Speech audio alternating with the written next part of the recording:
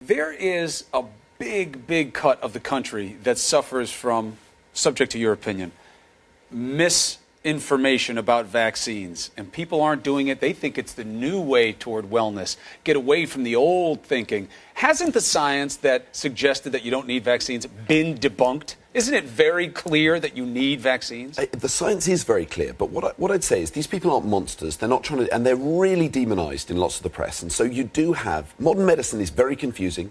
Big Pharma has historically been cynical, and lots of modern medicine doesn't work as well as you'd think. So I can see why people are suspicious, very confusing. But we know that vaccines work. They're not side effect free, but they don't cause these side effects that people are worried about, autism being the headline one. It's been incredibly well researched, and the original paper that was published by Andrew Wakefield that suggested that link completely debunked. But the passion and the fear there is so enormous. And, you know, you barely whispered the word autism. It was almost as if you were scared to say it out loud. But that's what is driving this for so many parents.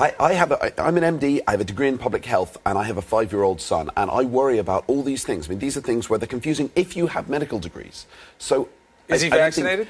He's absolutely vaccinated, and I would urge everybody to do the same. Because it is particularly dangerous for infants. Absolutely. If you have a kid who's playing with kids who haven't been vaccinated, even if your kid's been vaccinated? Yeah, the kid's vaccinated, but his playmates are not. This pertussis is the medical name for whooping cough. It is highly contagious. 80% of exposed people who aren't protected get it. So it's highly 80%? contagious. Exactly. Wow. So one cough on a subway will infect 15, 20 people. So it is highly contagious. So if you are in contact with newborns, you should have the vaccine, full stop. If you're a grandparent, a sibling, you should be up to date with your vaccines. All pregnant mothers should be vaccinated. All children older than 6 weeks should be vaccinated.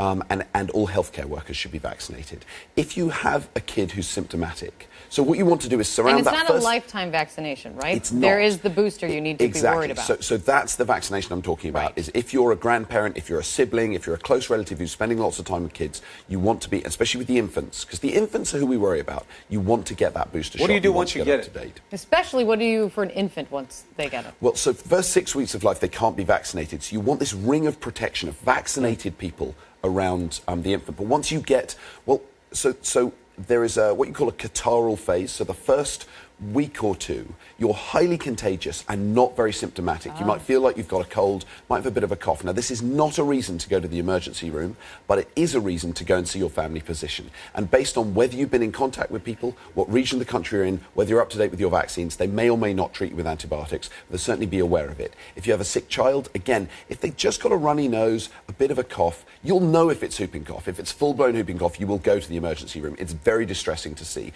If they've got a bit of a runny nose and you think there's been an exposure, again, you don't need to flood. We don't want to flood the emergency rooms, but you should go and see your family physician if you're concerned. And do all the common sense things. Get your washing hands down. Get the hands. coughing into your elbow down. Washing hands. The coughing into your elbow is much more important. Most of this, it is transmitted a bit with hands, bit on clothing. Most of it's coughing and sneezing. It's droplet infection.